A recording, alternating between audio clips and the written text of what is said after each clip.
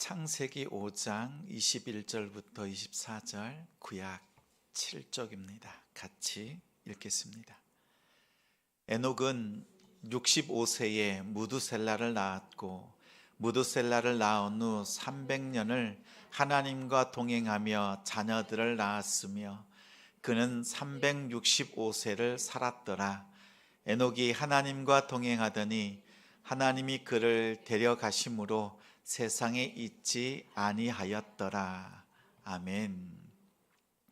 하나님과 동행하라. 하나님과 동행하라 라는 제목으로 말씀 전합니다. 맛있는 또 시원한 커피를 준비했습니다. 여러분에게 주려고 준비했다는 뜻이 아니라 제가 먹으려고 커피를 준비했습니다. 근데 그 시원한 커피를 먹으려고 준비했는데 그만 다 쏟아버렸습니다. 또 하루는 컵을 테이블 위에 올려놓았습니다. 그만 떨어뜨려서 쨍그랑 산산조각이 났습니다. 이럴 때 어떤 생각이 듭니까? 하루를 시작할 때 이렇게 깨지고 쏟아지는 것을 보면서 예수 믿기 전에는 이런 생각을 했죠. 일진이 안 좋다. 그렇죠? 우리 일상에 있는 일들을 바라보면서 내가 의미를 부여합니다. 넘어지고 깨지는 것을 보면서 내가 그 현상에 대해서 나의 의미를 부여한 거죠. 근데 예수 믿고 난 다음에는 어떻습니까? 들에 핀 풀만 보아도 풀잎에 올라가 있는 자그마한 그 이슬방울을 보면서도 감사가 되죠. 또 그리고 햇살만 봐도 야, 오늘 날씨가 좋다. 하나님께서 이렇게 좋은 날씨를 주시다니. 모든 사람이 다 누리는 날씨고 따뜻한 날씨지만 그것조차도 오롯이 나를 하나님께서 품어주시고 따뜻한 햇살로 비춰주시는 것처럼 여깁니다. 변화가 있지요. 예수 믿기 전에는 자그마한 일들을 보면서 그 일들 속에서 내가 의미를 부여했습니다. 근데 이제는 내 속에서 나타나는 일상들을 보면서 하나님께서 나에게 의미를 부여하신 그 시선을 가지고 일상을 바라봅니다. 하나님께서 여러분을 어떠한 눈으로 바라보시는지 아세요? 하나님께서 우리를 바라보시는 그 시선은 십자가를 통해서 드러납니다. 십자가가 나의 구원의 의미로 다가옵니다.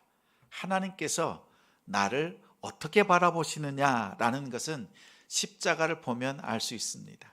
하나님께서 나를 사랑하셔서 여러분을 사랑하셔서 구원하셨다라고 하는 그 의미를 깨닫게 해줍니다. 그래서 내 마음이 변화가 되고 하나님이 나에게 부여해 주신 그 구원의 의미를 가지고 내 일상을 들여다봅니다. 그래서 전에 바라봤던 그 의미가 아니라 이제는 하나님께서 나를 바라보시는 그 의미로 나의 삶을 들여다볼 수 있는 겁니다. 십자가가 나를 의미 있는 존재로 바꾸어 놓았습니다. 그 말은 하나님의 의미가 나에게 부여됐다는 것을 의미합니다. 십자가는 두 가지 뜻이 있어요. 하나님의 사랑과 하나님의 공의라고 하는 두 가지 뜻이 있습니다.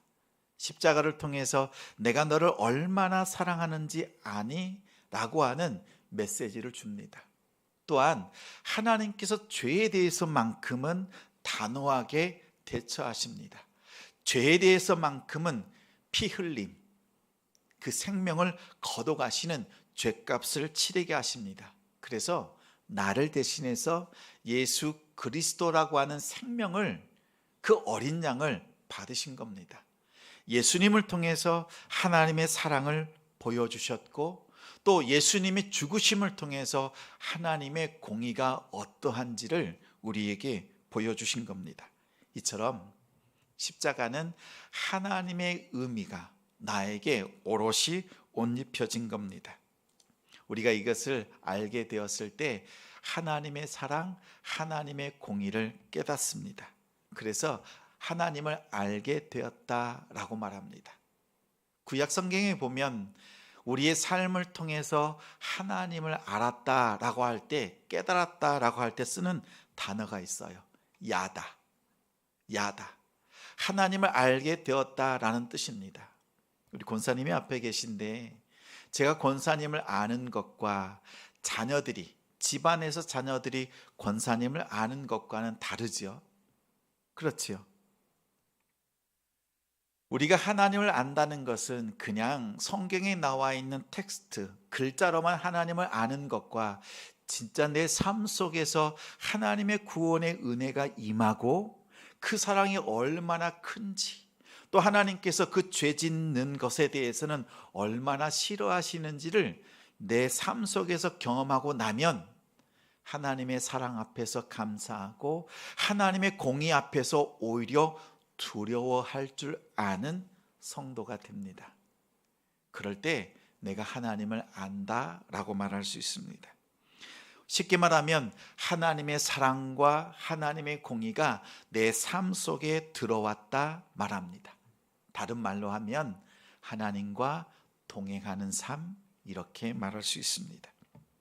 하나님과 동행한다는 것은 다른 말로 하면 하나님을 아는 것입니다. 하나님을 아는 것만큼 하나님과 동행할 수 있습니다. 나의 기도를 들으시는 분, 나의 예배를 받으시는 분, 나의 삶을 모든 것을 아시는 분, 그러면 내가 아는 만큼 하나님께 기도하고 내가 만난 만큼 하나님께 예배합니다. 하나님이 가장 소중하게 여기시는 것이 예배잖아요.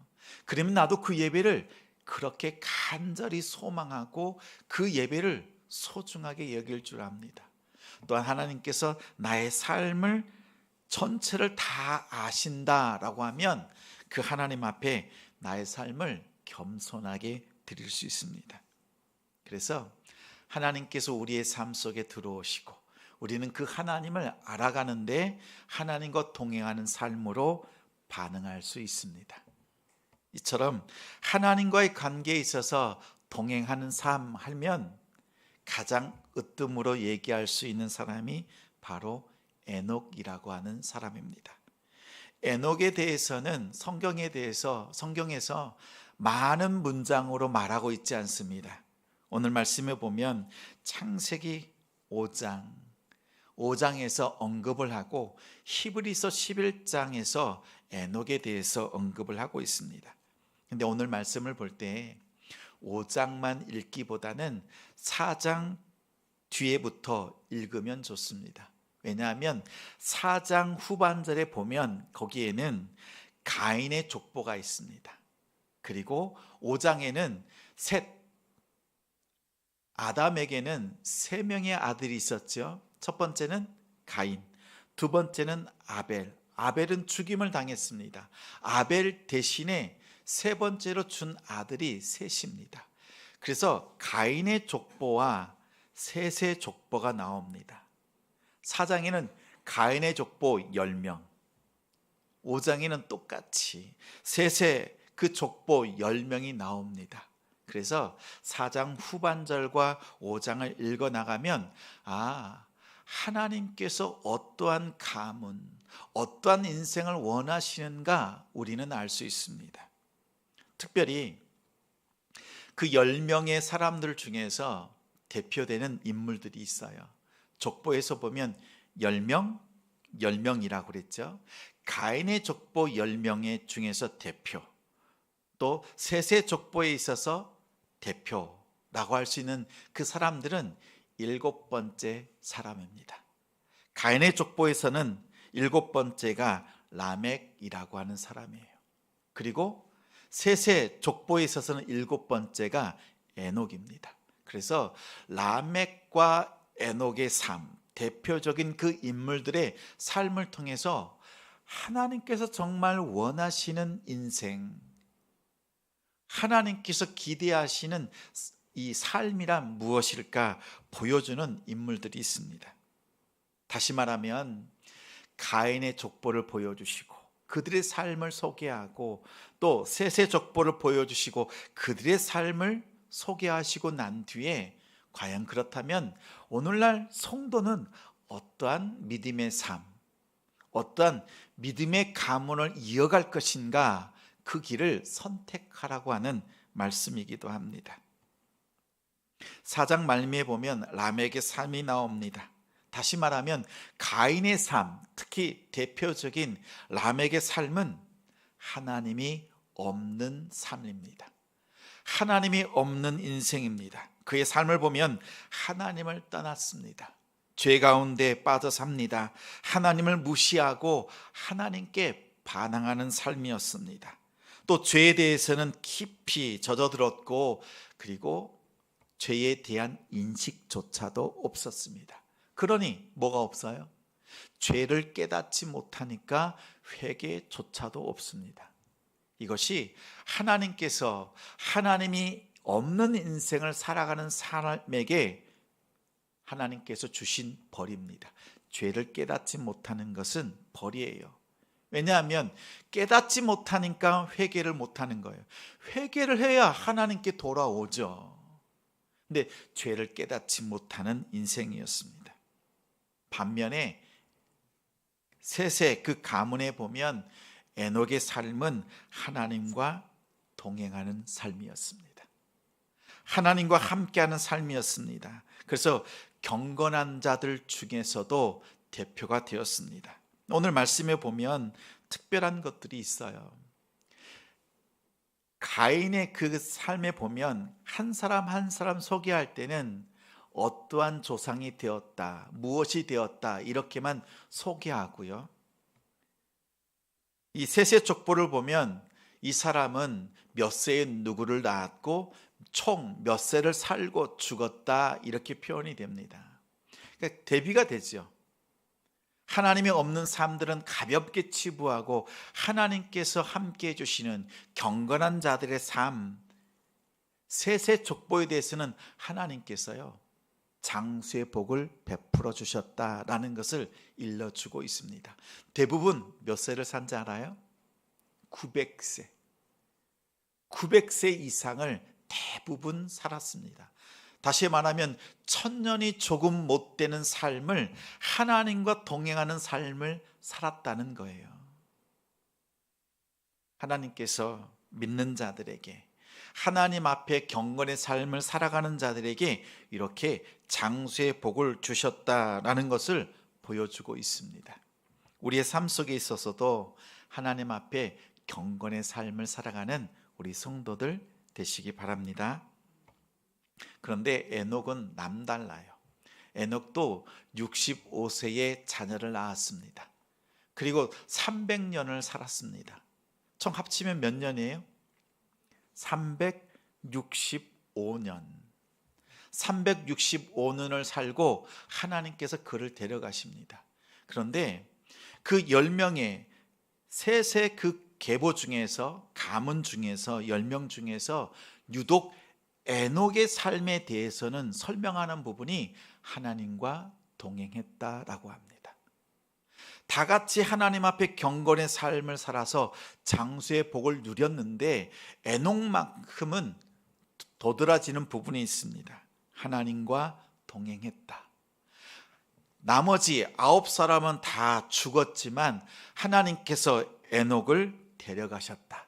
다시 말하면 이 땅에서 죽음을 맞이하지 않았다라는 그 설명의 글이 있습니다. 에녹은 남다른 삶을 살았습니다. 경건의 삶뿐만 아니라 하나님과 동행하는 삶을 살았다는 것입니다. 그러면 에녹에게 어떠한 다른 점이 있었을까? 오늘 말씀을 통해서 두 가지를 살핍니다. 하나님과 동행하는 사람은 생기 있는 사람입니다. 하나님과 동행하는 사람을 가만히 보면 생기가 있습니다. 뭔가 활력이 넘칩니다. 또 힘이 있습니다. 여기서 생기라고 하는 것은 두 가지를 말합니다. 첫 번째는 하나님 생각. 하나님 생각으로 가득합니다. 두 번째는 하나님을 기쁘시게 해드리는 그 마음이 가득합니다. 그래서 하나님을 향한 생각이 있고 하나님을 기쁘시게 해드리는 삶이 있다라고 해서 생기 있는 사람, 이렇게 기억하시면 좋겠습니다. 첫 번째는 하나님과 동행하는 삶은요, 하나님을 생각하는 것이 그 삶에, 그 마음에 가득합니다. 창세기에 보면 죽지 않고 올라간 사람이 오늘 본문의 에녹이잖아요. 또 죽지 않고 올라간 사람이 있습니다. 이 땅에서 죽음을 맞이하지 않은 사람이 있어요. 누구지요? 엘리야죠. 엘리야는 하나님의 일을 감당했던 하나님의 사람입니다.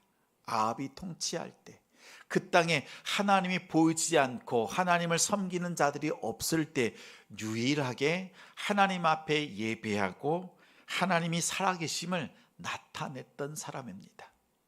오늘 우리가 만난 문제가 뭐죠? 우리 가정이 만난 문제가 뭐예요? 하나님이 살아계심을 보여주는 사람이 없어요. 하나님을 아는 사람은 많은데 하나님이 살아계시다는 것을 보여주는 사람이 없어요. 복음의 권능, 복음이 살아있는 능력이라는 것을 보여주는 사람이 없어요. 아합 때에도 그랬습니다. 그래서 하나님께서 아합 때에 엘리야를 보내셨습니다. 그래서 갈멜산에서 영적인 싸움을 하죠. 850명과 1명 엘리야가 싸움을 합니다. 하나님이 엘리야의 기도를 들으시고 불로 응답하셨습니다. 그 기도할 때 엘리야가 어떻게 기도했어요? 하나님, 불로 응답하셔서 이 무리로 하여금, 이 둘러서 있는 사람들로 하여금 하나님이 우리의 참 하나님 여호와 하나님이신 것을 이들이 알게 하여 주옵소서라고 했습니다. 엘리야가 기도하자마자 하늘로부터 불이 임하였습니다. 그래서 둘러서 있는 많은 사람들이 그렇다, 우리가 그냥 머리로만 알고 있었던 그 하나님이 정말 살아계신 하나님이시구나, 이것을 보여주는 사람이 되었습니다. 에녹을 닮은 엘리야는 그의 삶을 통해서요, 하나님이 살아계심을 보여주는 사람이 되었습니다. 그의 생각 속에는 하나님이 가득했습니다. 어떻게 하든지 하나님이 살아계심을 나타내는 삶이었고, 또 하나님이 살아계심을 보여주는 삶으로 하나님과 동행하는 사람이었습니다.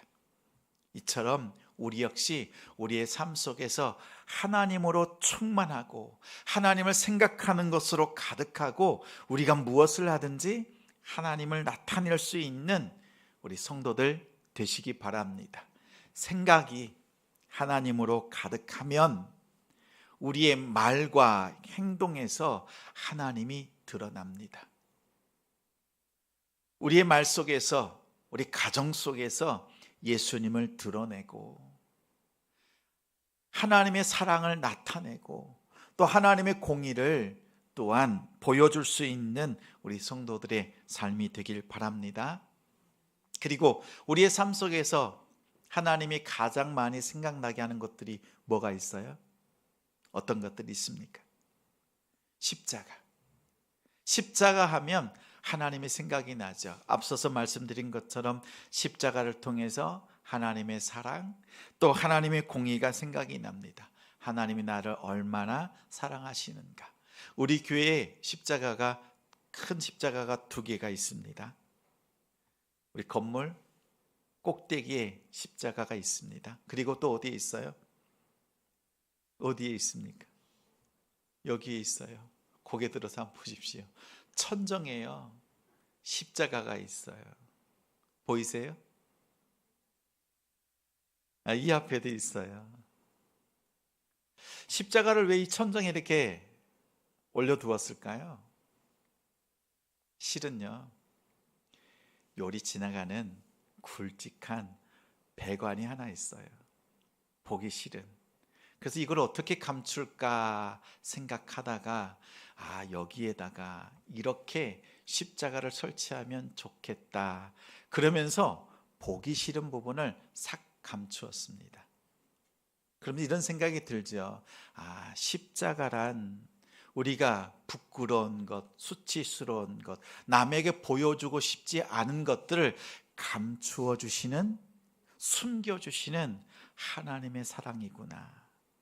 십자가가 우리를 짓누르는 것이 아니라 십자가를 통해서 하나님의 은혜의 비가, 하나님의 은혜가 쏟아지는 우리 성도들, 우리 가정들이 되기를 소망합니다.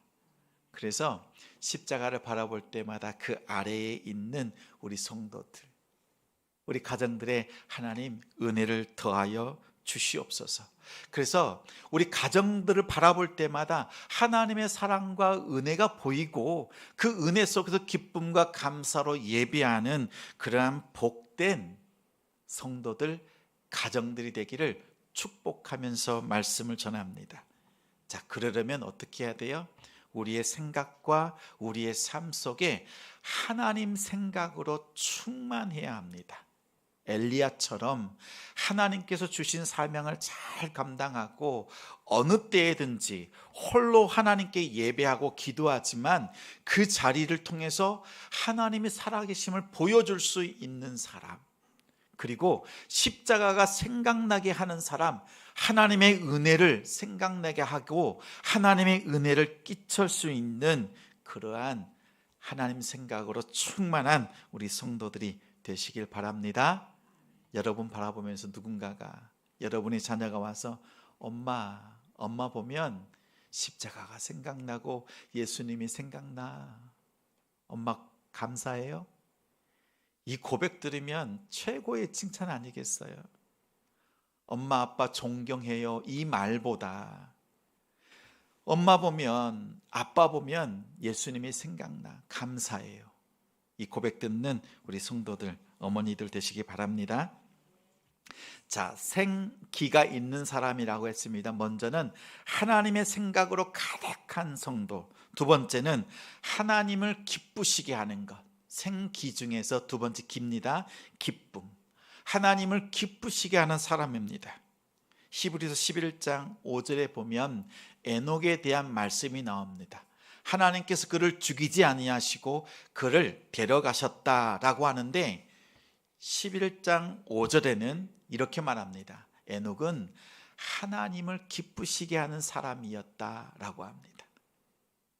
그는 하나님과 동행을 하면서 300년, 365년 동안 동행하면서 하나님을 기쁘시게 했다라고 합니다. 우리 성도님들은 어떠세요? 오늘 나의 삶을 통해서 하나님을 기쁘시게 하셨습니까?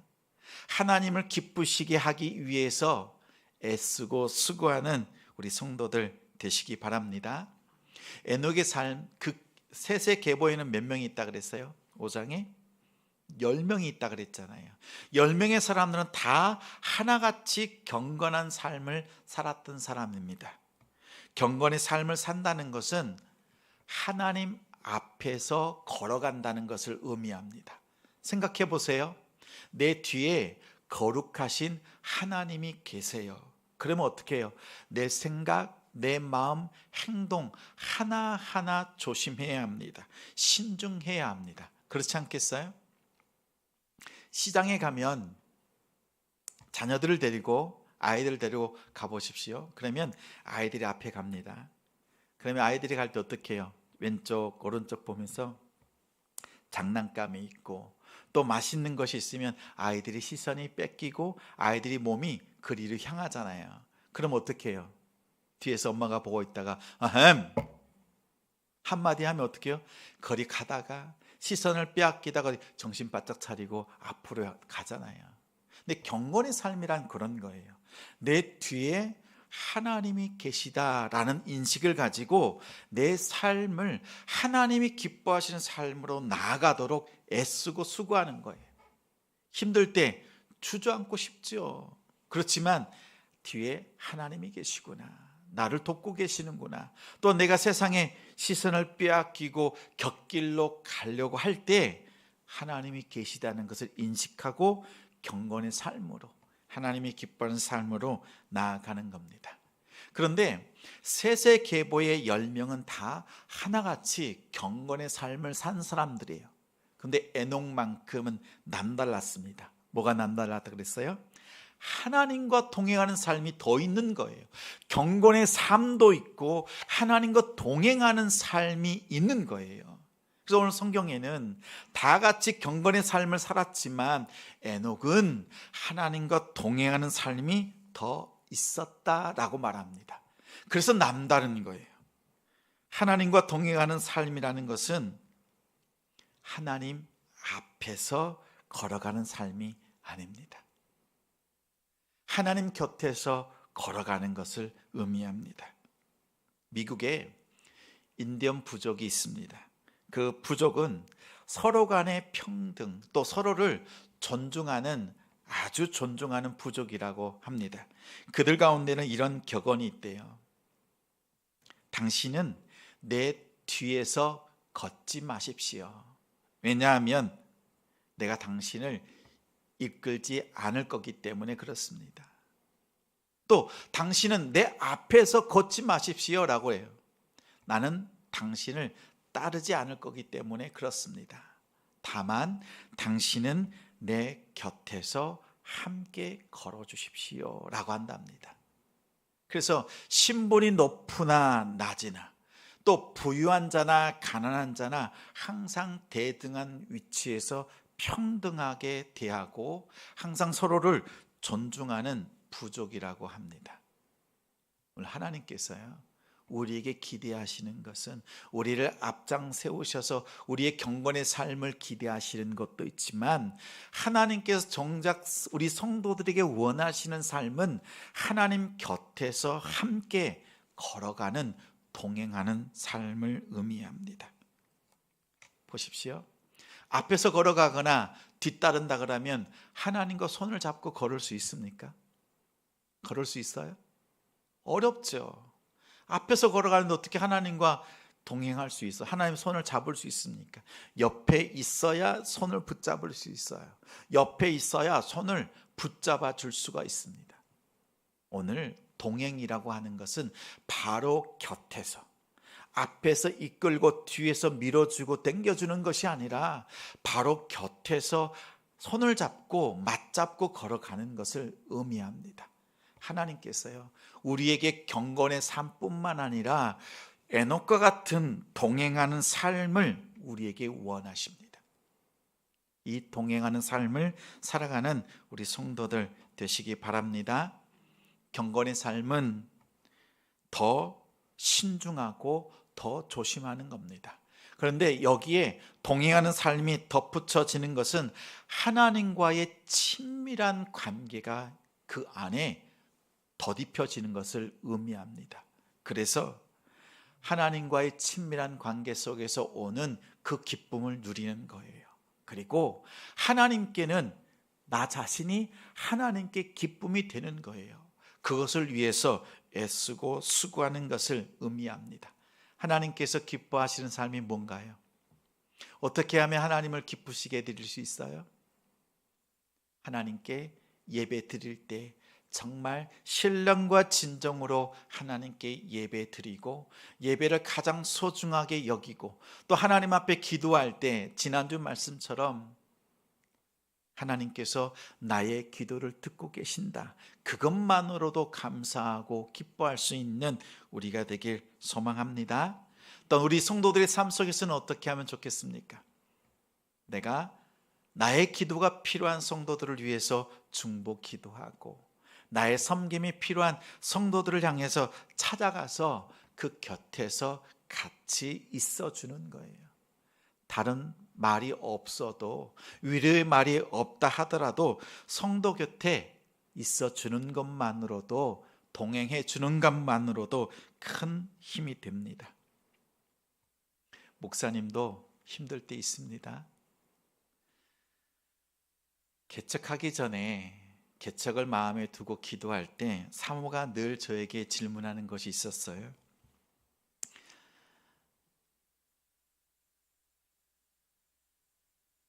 목사님, 개척 하실 거예요? 정말 개척하실 거예요? 늘 묻는 질문이었어요. 이제 개척을 하고 이제 4년째 되었잖아요. 지금은 하나님 앞에 예배를 드리면서 저한테 묻는 질문이 있습니다. 목사님, 행복하세요? 저한테 묻는 질문이에요. 항상 물어요. 언제나 행복하냐고 묻습니다. 저는 그 질문이 항상 제 마음속에 남습니다. 또 기억이 돼요. 무엇인가 크게 되고 무엇인가 잘 되고 많은 것들이 모이고 이런 것들이 아니라 지금 이 순간에도 하나님께서 나에게 주시는 그 행복을 나는 누리고 있는가 다시 한번 생각이 됩니다. 왜냐하면 하나님은 지금 우리의 자그마한 일상들을 통해서 우리의 성도들을 통해서 하나님께서 저에게 행복과 기쁨을 주고 계시거든요. 그것을 누리고 있느냐? 이런 질문으로 마음으로 받습니다. 그리고 또한 우리 성도들과 함께 하나님 앞에 기쁨의 삶을 살아가고 있는가, 그것을 힘있게 추구하고 있는가 다시 한번 결단해 봅니다. 저는 우리 성도들과 함께, 우리 성도들은 또 성도들과 함께, 우리 성도들은 저와 함께 앞에서 뒤에서가 아니라 서로 손을 맞잡고 하나님 앞에 아름다운 믿음의 경주를 하는 우리 성도들 되어주시기를 당부드립니다. 기도로 서로 손을 잡아주고 또 섬김으로 성도들이 세워주는 우리 교회가 되기를 소망합니다. 예배를 통해서 하나님 앞에 기쁨과 감사로 나아가는 우리 성도들 되시기 바랍니다. 말씀을 정리합니다. 우리의 삶 속에는 두 가지의 길이 있습니다. 라멕과 같은 하나님이 없는 인생의 길이 있고, 에녹과 같이 경건의 삶과 그리고 하나님과 동행하는 그 삶으로 나아가는 길이 있습니다. 우리 성도들은 어떤 길을 걸으시겠습니까?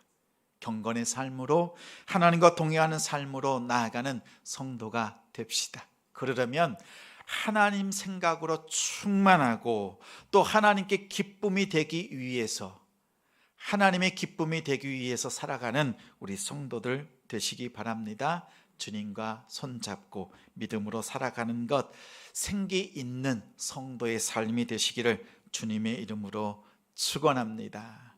축원합니다. 찬송가 435장 나의